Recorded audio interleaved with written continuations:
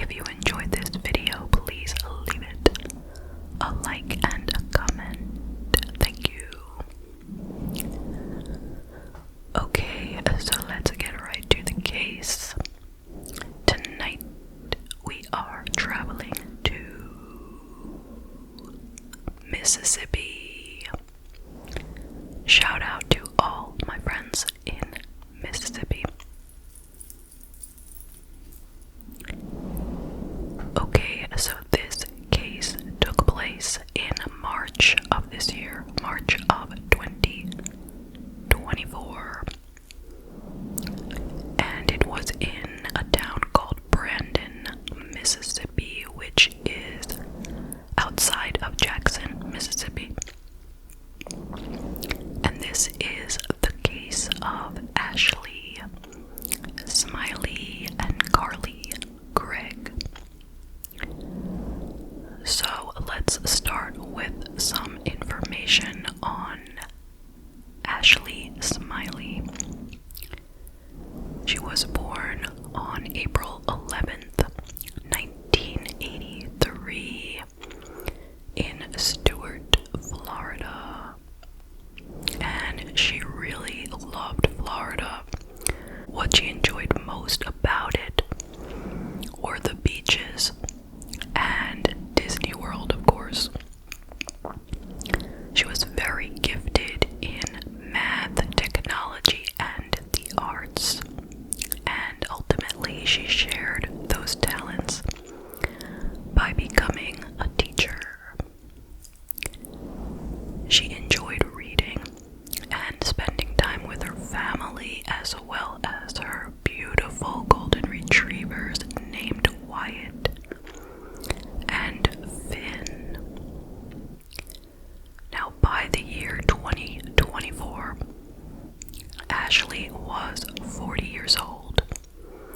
She was living in Brandon, Mississippi, with her 14-year-old daughter, Carly, whose last name is Gregg.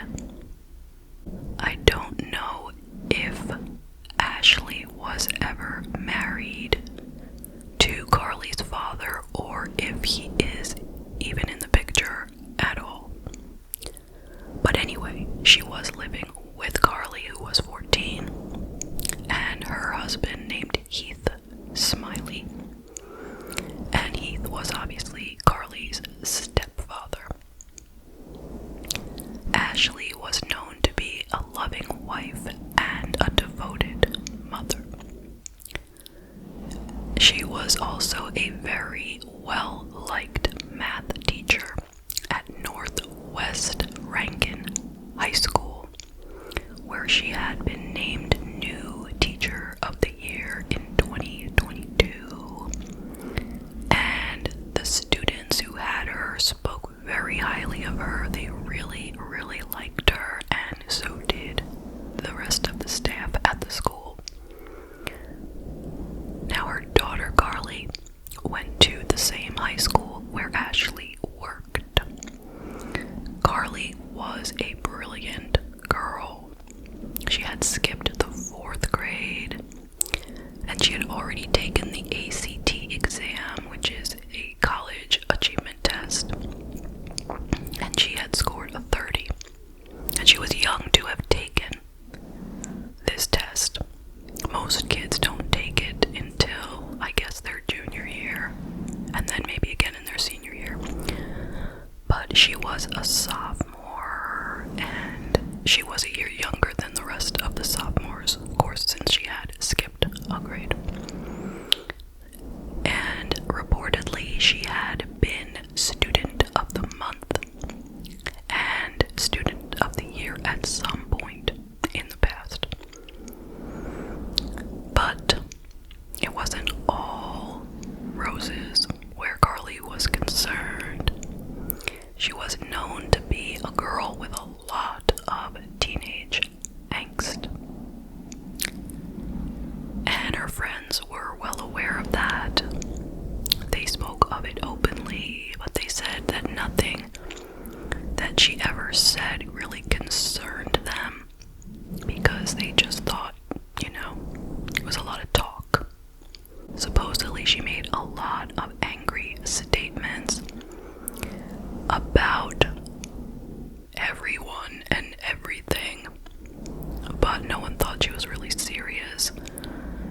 was being treated for depression and anxiety, and she was taking Lexapro for it. But friends of hers would say that she seemed to have borderline personality, or they believed that that is what she had. And I will just stop to give you the Wikipedia definition of borderline personality disorder, also called BPD, not to be confused with bipolar. Okay, this is borderline personality disorder. It is characterized by a pervasive, long-term pattern of significant interpersonal relationships, instability, a distorted sense of self, and intense emotional responses. People diagnosed with BPD frequently exhibit self-harming behaviors and engage in risky activities, primarily due to challenges regulating emotional states to a healthy, stable baseline. Symptoms such as disassociation, a feeling of detachment from reality, a pervasive sense of emptiness, and an acute fear of abandonment are prevalent among those affected, and it is generally treated with various forms of therapy, intense therapy. So, according to a classmate, Carly said a lot of alarming things, but people never took her seriously because she never did anything to act on her statements. So this classmate said, quote, "She said things like, 'I'm gonna kill her,' meaning my mother, but the teenager angst away, which in hindsight to everyone now were red flags that we didn't see," end quote. This classmate also said that Carly spoke with great hatred about the people that she didn't like. Quote, "And she talked about how she didn't like her mom," end quote. She went on to say nobody raised concerns because she had always been that way. It always sounded like venting. And Carly had told all her friends that she was being abused at home. But I do want to interject here that there is no evidence and nobody is being charged for that. Another classmate said that Carly had death symbols taped to her laptop. Another student said that Carly always spoke badly about her mother, but that her mother did not speak badly about Carly. In fact, she was known to talk very positively in her classes about her daughter. Like, she would tell her students about her daughter Carly, how wonderful Carly is, and how proud she is of her. Carly had a Tumblr account, but there was nothing on it except for where she had written, quote, "Cheez-Its and heinous war crimes," end quote. And that was the About section. So, around the second week of March 2024, Carly's Lexapro was changed. Now, we don't know what it was changed to. We don't know why. Was she having new symptoms, different symptoms, more severe symptoms of the same thing she had before? We do not know. Unfortunately, it would be important for us to know, but we don't at this time. So, it was changed. That's all we got. On March 19th of 2024, Carly had been taking the new medication for about a week, maybe less, when she was at home with her mother. And she became angry when and her mother was removing items from Carly's bedroom. I don't know what she was removing or why, but Carly was not having it. Reportedly, she grabbed a gun that I believe was owned by her mother.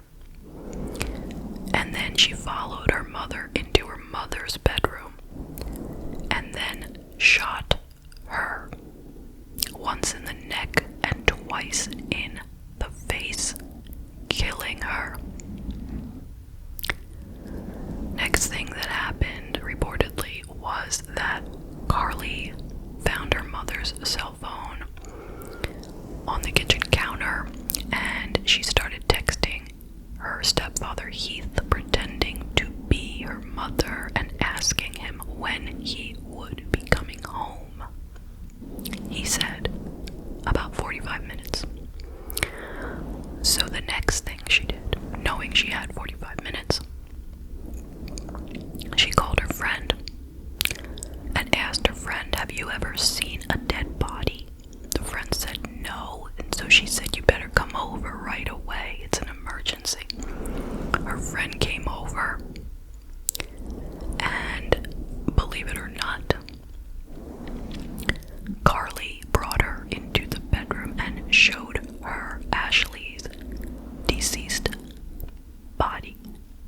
Can you imagine what that friend was thinking? Well, I have no idea, but it must have been quite a shock. I am sure she thought that Carly was not serious. She said to the friend that she, quote, had 3 shots for her mom and that she's got 3 more for her stepdad, 2 to the head, 1 to the chest, end quote. So she had it all planned out what was coming next. The friend went outside to wait in the backyard. We don't know what she was waiting for. We don't know why she didn't call the police. We just don't know. We should not even try to assume what was going on there. No. But anyway, she was out in the backyard when Heath got home around 5 p.m. He walked into his house and immediately he was shot in the shoulder by Carly. And he managed to wrestle that gun away from her, at which time he noticed that her eyes were really big, like she had seen a demon or something. That is what he had said. And she was screaming, and after he got the gun away from her, she ran out of the house. She hopped over the fence and ran and ran and ran. Now, he was aware by this time that his wife was dead. He called 911 immediately,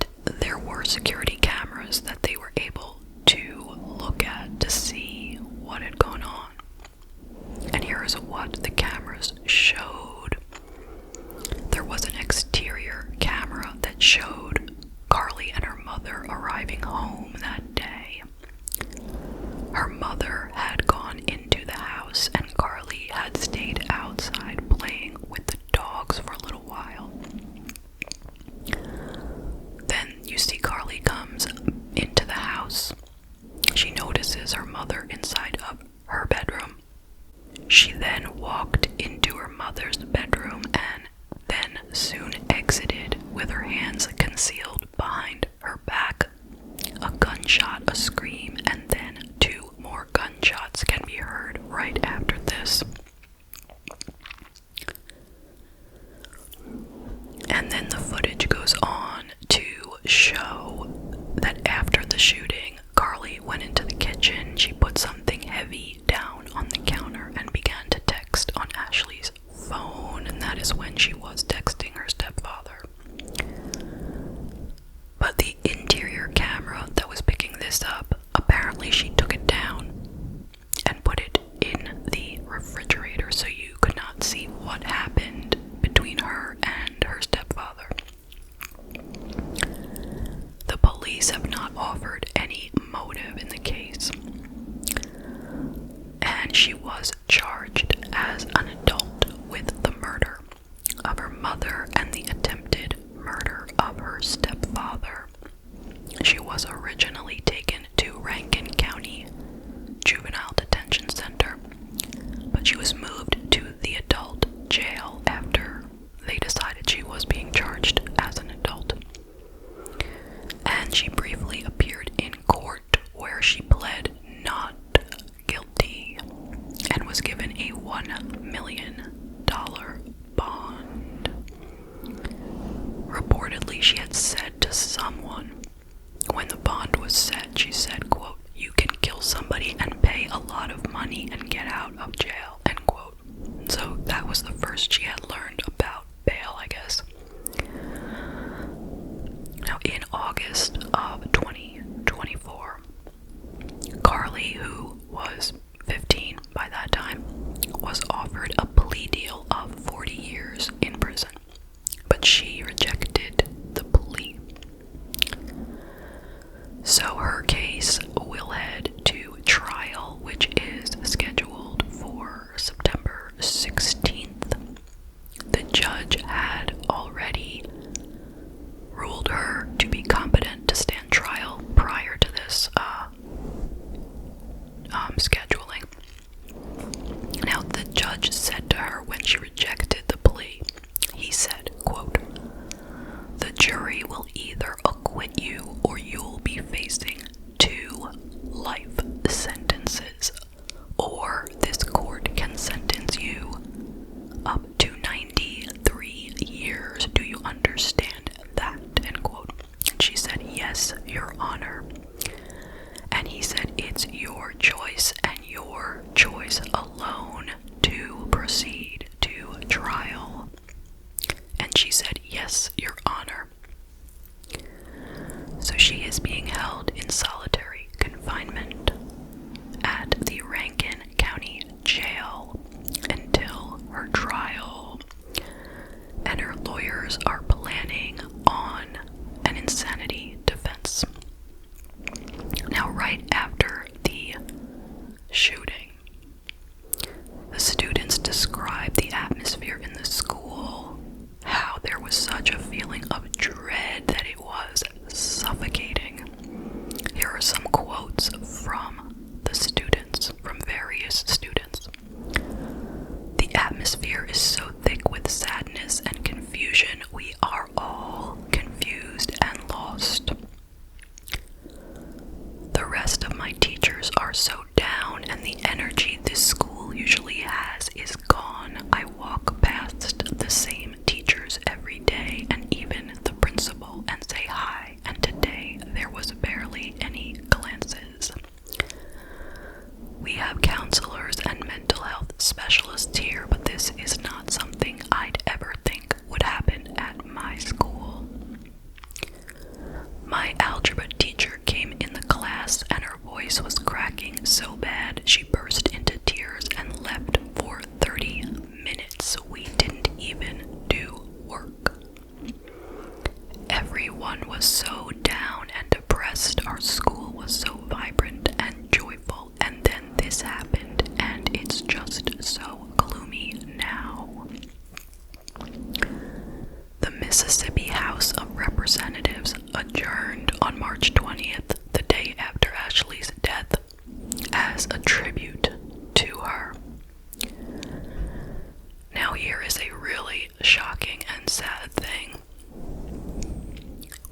week after Ashley's murder, the same school district suffered another tragedy. It's not believed to be related, it's just another horrible tragedy right there in the same town. A 14-year-old 8th grader at Northwest Rankin Middle School was shot dead by a 17 and 16-year-old boy who were later charged as adults. I don't have any more information about that case, but that's just really something. That's so terrible. So that is the case. What are your thoughts? I will share some of mine. First of all, rest in peace to Ashley Smiley. She was only 40 years old. She was in the prime of her life. She was such a wonderful, wonderful teacher, and she was so loved by so many people. And I cannot even imagine what she felt like when she saw her own daughter, a child that she had brought into the world, a child that she loved and cared for. She saw her daughter come at her with a gun. How absolutely gut-wrenching, horrifying, terrible thing to be the last sight a person has before dying. And of course, my heart goes out to her husband Heath, the rest of her family and friends, and the entire school and the school district, the whole community there. Everyone is in so much pain from this. So, what happened here? We are all wondering what in the world went on. Why did this girl kill her mother and try to kill her stepfather? And all we can do is guess at this point. Maybe more will come out during the trial, I assume. But a lot of people are going to want to say that it's the change in medication, and you might be thinking that, and I understand a lot of people are going to think she took a new medication and it messed with her, and this is what it made her do. Those medications are very strong, they're very powerful. I know, I get it, but I don't think that's it. I really do not think that is what happened here. Call it an unpopular opinion, but I'm thinking something had already changed in her when she went to get the medication changed, right? So there was already something troublesome happening that made her go to the doctor, and they changed the meds. So meds take a long time to work. Psych meds. You don't just take a pill and you're better. They give you something new, generally in a small dose that's usually not even therapeutic. So they'll be like, here is 10 milligrams of whatever. Take this for 2 weeks. And if, everything is okay, we'll up it to 20 milligrams. Like, that is typically how things work. Of course, that's not always how it works, and you can have adverse reactions, of course. But I really think that it was these new symptoms that she went to the doctor for. Those are the symptoms that made her do this, not the medication. Maybe if she had been given a different medication, a more strong medication, or maybe if she was further along in the use of the medication, maybe this never would have happened. Maybe she should have been hospitalized before this happened. Like, we just don't really know enough details, but I do not think, I stand by this, I don't think the change in medication is what made her kill her mother. So, why did she do it? What really went on?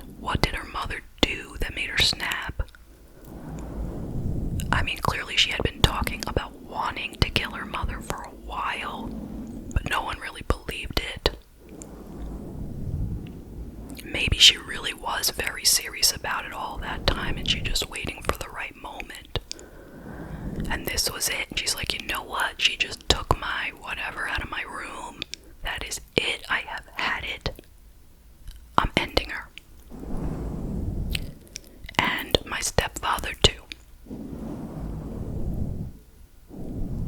Was there any abuse in the home? I really couldn't even say. The police had looked into the allegation and they had not decided to charge Heath with anything. So we don't know if that was a lie or what when she told that to her friends. Regardless of which, that would not give her license to kill them. Had she suffered some kind of serious trauma in her past that led her to be this way? Maybe. We don't know enough about her past to know. Now, I think that every child should be taught, and every adult, not to throw around the idea that you're going to kill someone. Not as a joke, not as trying to exaggerate, nothing. Don't say it at all. Don't say, I want to kill somebody. Just take that out of everybody's list of phrases. Don't say it unless you mean it, and if you mean it and you say it, expect your friends to report you. That is how it should be from here on in. Seriously. Now, I know that most times when people say, I want to kill whoever, we don't mean it. But we need to stop saying that, because sometimes it really should be a red flag and it is dismissed. So I always told my kids all the way back, never say this. I had a list of what never to say, because I knew they wouldn't be serious, but they might say certain things, common things that people say. Don't say any of these things, because the children in our area are or were very attuned to reporting you for saying anything. Like if you use the word stupid, I'm gonna tell on you for saying stupid. You know, like even if you said this stupid book was terrible, he just said stupid. You know, like, so I knew, don't ever say any of these, you know, troublesome statements ever.